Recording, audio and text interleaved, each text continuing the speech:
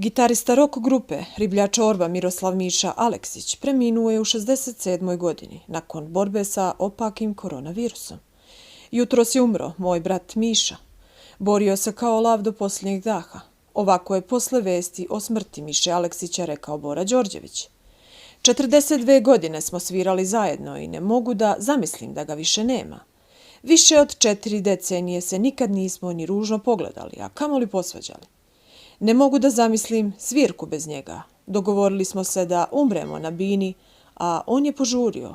Hvala ti, brate, na svemu, napisao je on. Muzičar se lečio u KBC Bežanijska Kosa, a danima unazad je zbog lošeg stanja bio priključen na respirator.